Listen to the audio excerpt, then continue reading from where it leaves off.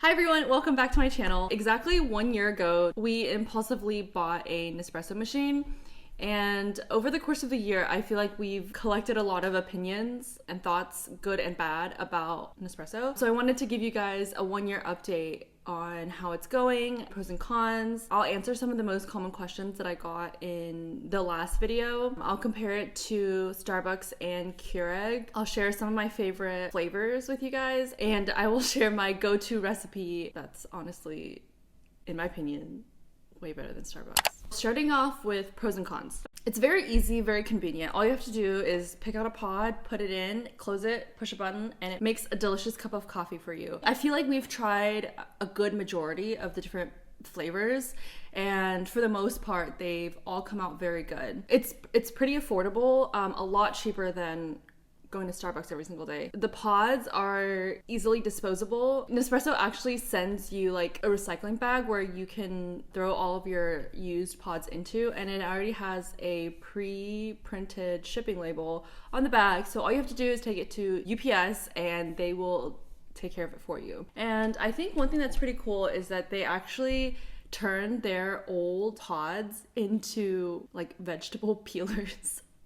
And for the Vertuo line specifically, they have like 6 or 7 different sizes.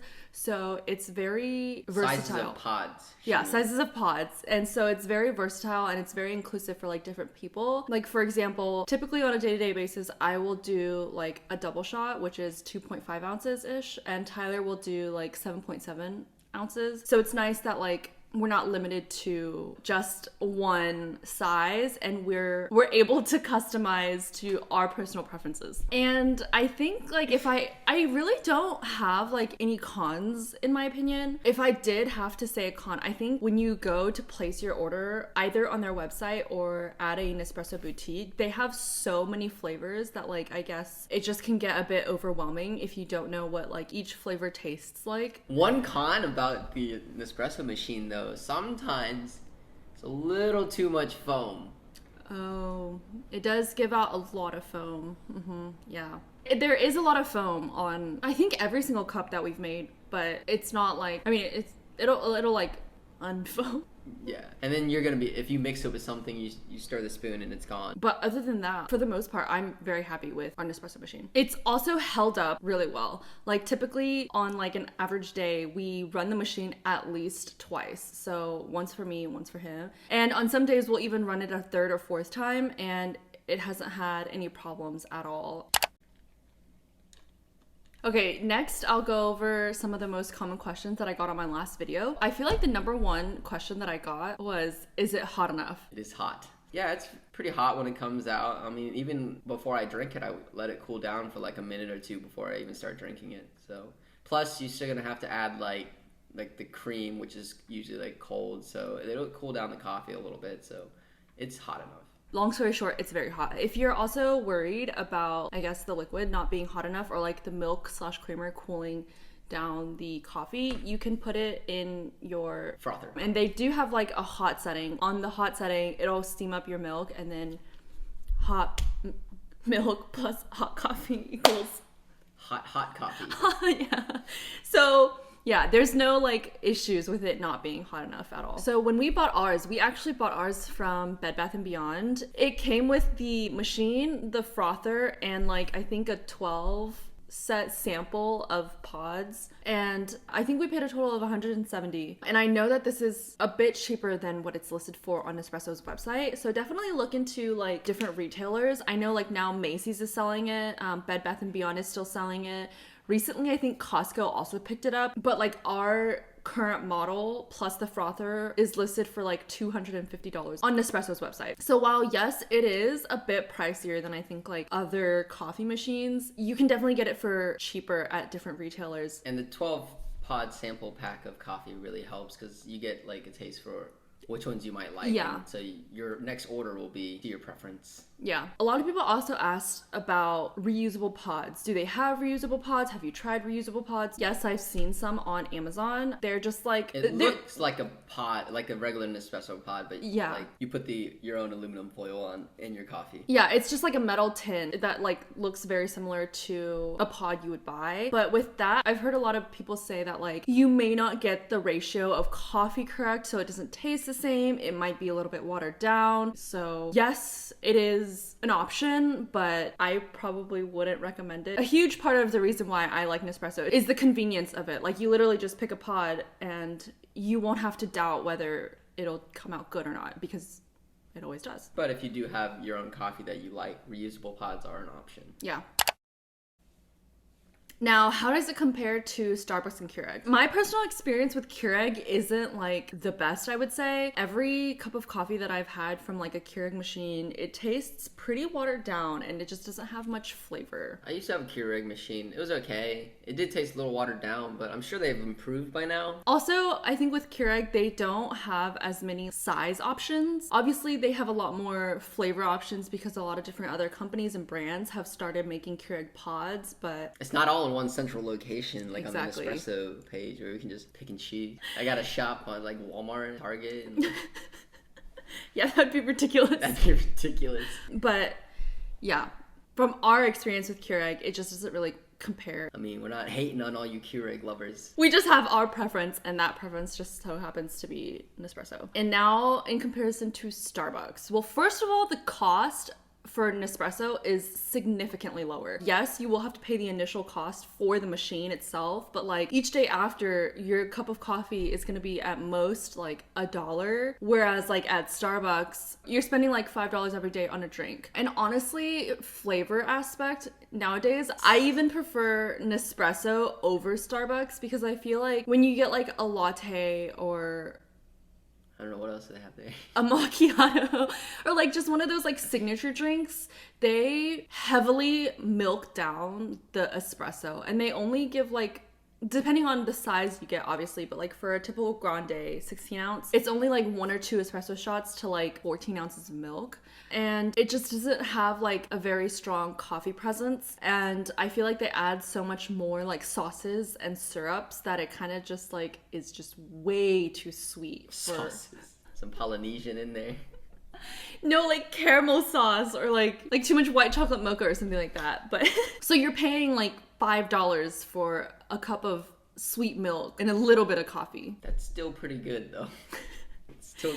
Their drinks are still good. It just isn't something that like I can handle every single day. And we used to do that. Like we did that for a bit. Around the start of lockdown, we kept going out to get like Starbucks for our coffee. Yeah. Fix. And it just it got so expensive. And like for the two of us, especially with Nespresso, we would only be spending like $2 a day. But for like Starbucks, we would be spending like $10 a day over the course of a month. That's just ridiculous. A lot. With Nespresso, it would have been like around $60 a day, but like compared to Starbucks, it came out to be like 300. 300? Yeah, the math checks out. So 300. Oh my god. $300 a month. And that's a whole Nespresso machine. You can buy. So just don't drink coffee for a month and then just buy yourself an espresso machine. Oh my god, that kind of pains me to like hear the math like written out. Anyways, so next, favorite flavors. Nespresso has like over, I think, 40 flavors. And during the holidays, they'll come out with like signature holiday flavors. And I know that can get a bit overwhelming, especially if you're receiving them in like sleeves of 10. But that 12 pack really does help you out, I think. Nice starter kit. Yeah, it's a nice start to the possibilities. But it's still like less than half of the flavors that they offer. So I thought I'd share some solid flavors with you guys. Some of our favorite flavors. We've tried, I would say more than like 70% of their pods. Our, I guess, like coffee presence, we're pretty much in the middle. We don't really like coffee that's like too dark. Too intense. But we also want the coffee flavor to be very present. Yeah. With there being so many different sizes, I thought I would share a flavor from each size category. So if you're looking for a specific size, it's all included. I don't know how to pronounce any of these names, so I'm sorry for butchering all of them. Let's start off with the 7.7 ounce. We really enjoy the Melozio. It sits at a level 6 intensity, so it's very...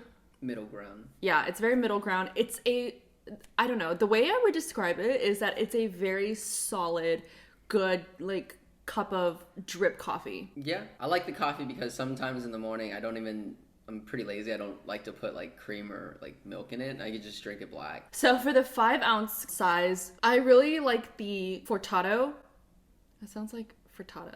We really like the Furtado. It sits at a level 8 intensity. This one is a bit stronger than the last one, but with like just a little bit of milk or cream, it really smooths it out. And I feel like this one's also very smooth. Like, does that even make sense? You know, like when you drink it, it doesn't, I mean, it's not chunky, but like...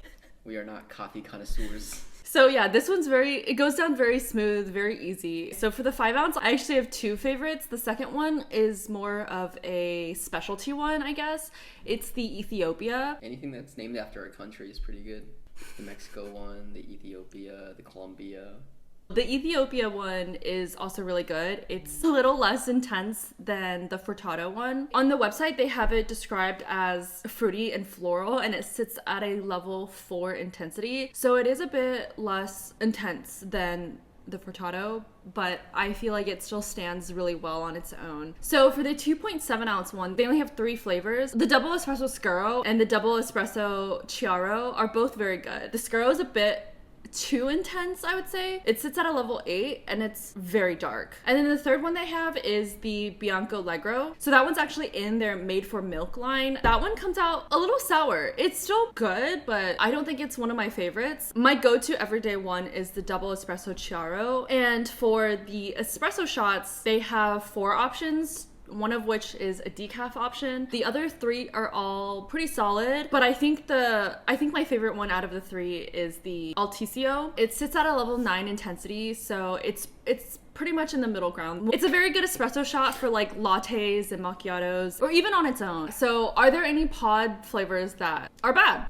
Yes. In our opinion, yes. I've heard like a lot of other people say that they really enjoy these flavors, but like we've given it several tries and there just has never been a single time that it's been good. These flavors are specifically the hazelino muffin, the vanilla custard pie, and the caramel cookie. Anything that sounds like a dessert, I would probably avoid. If you can pronounce its name, probably not the best. That's also a really good point. But I don't know, like the hazelnut one just doesn't taste like hazelnut. Like, and yeah, sure, you can say the like Starbucks or like regular normal hazelnut syrup isn't like real hazelnut, but like my mom's made hazelnut milk from like legit hazelnuts, and the coffee still does not taste like that. Like it just, I don't know, something's just missing. Like it just didn't hit the right spot. I've heard a lot of people say that they really like it and it's like one of their favorites, but for us personally, it just didn't hit right. Okay, so now for my everyday go-to recipe. I feel like this recipe is very simple. Anybody can make this at home, and it definitely stands up against a Starbucks drink. Okay, to start off, I usually line my glass with some caramel sauce or white chocolate mocha sauce, and I got these sauces from, I think, Walmart. They were like $5 each. I put a little bit of toffee nut syrup. I bought a liter from Starbucks for $12.99, I believe. And then I typically pick a double espresso chiaro. Pull my coffee after my syrups because the coffee helps melt the syrups a bit. Add as much almond milk or whatever milk you like as you have espresso. And then I do a little splash of sweet cream cold foam. And this is a copycat recipe from Starbucks sweet cream cold foam. I'll have the recipe in the description box below. Add some ice, stir it up, mix everything well together, and enjoy. I really like this recipe and it's super delicious. But yeah, I think that's gonna be it for this week's video. If you're thinking about buying an espresso machine, I hope this video has helped you out. If you have any additional questions that I didn't cover, let me know in the comments down below. I will try my best to answer them. But thank you guys so much for watching this video. Don't forget to subscribe to my channel, and I'll see you guys next week. Bye guys.